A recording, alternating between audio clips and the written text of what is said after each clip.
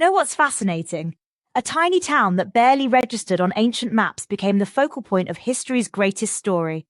Today, we're exploring the divine promise of Bethlehem, how prophecies centuries in the making came together in one remarkable moment. And what's really incredible is how specific these prophecies were. We're not talking about vague predictions. These were precise details written hundreds of years before Jesus was born.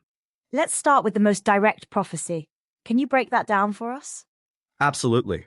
The prophet Micah wrote, "But you, Bethlehem Ephrathah, though you are small among the clans of Judah, out of you will come forth for me one who will be ruler over Israel." Wait, Bethlehem Ephrathah?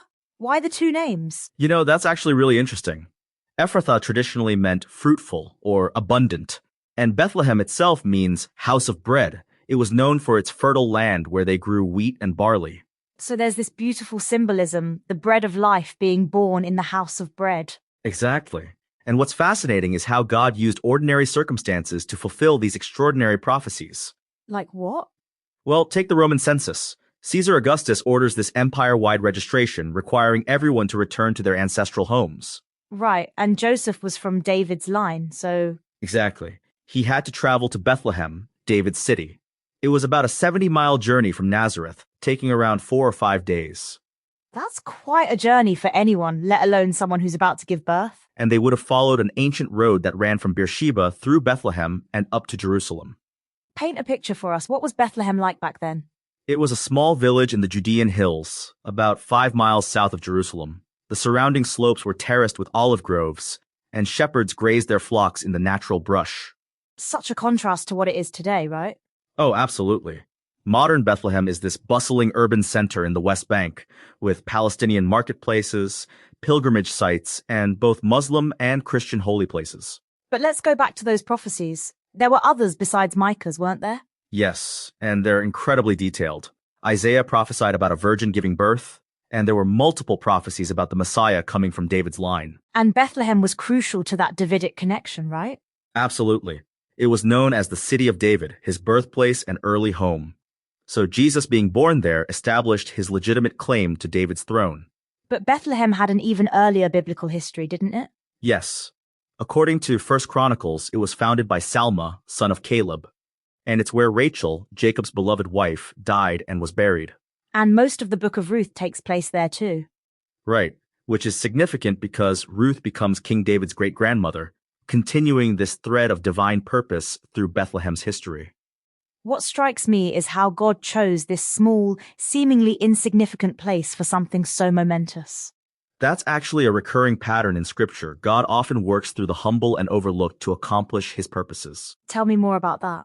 Well, Micah's prophecy specifically mentions that Bethlehem was small among the clans of Judah. It was overshadowed by Jerusalem, just 6 miles away. Yet it became the birthplace of the King of Kings. Exactly. And archaeological discoveries have confirmed that it was indeed an active but modest town during the time of Jesus' birth. What kind of discoveries are we talking about? They've found evidence of first-century dwellings and artifacts near the traditional site of the Church of the Nativity. So it helps confirm the historical accuracy of the biblical account. Yes, and what's particularly interesting is how the landscape itself shaped the biblical narrative. How so?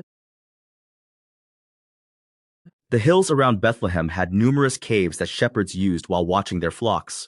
This gives context to the traditional belief that Jesus was born in a cave used as a stable. That's fascinating. The geography itself played a role in how events unfolded. And it shows how God works through natural features and circumstances to fulfill his divine plan.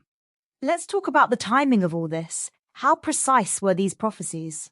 Well, Micah's prophecy was written around 700 years before Christ's birth. That's remarkable precision in terms of both timing and location. And all these elements had to come together just right.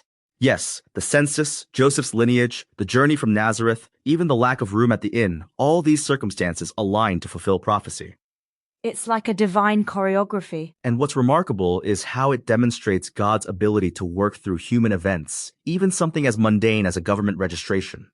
Speaking of human events, how did people at the time understand these prophecies? Well, we see in the Gospel of John that people were aware of the Bethlehem prophecy. They actually questioned Jesus' credentials because they thought he was from Galilee. Ah, so they knew the prophecy but didn't know he'd actually been born in Bethlehem? Exactly. They asked, "How can the Christ come from Galilee? Does not Scripture say that the Christ will come from David's descendants and from Bethlehem?"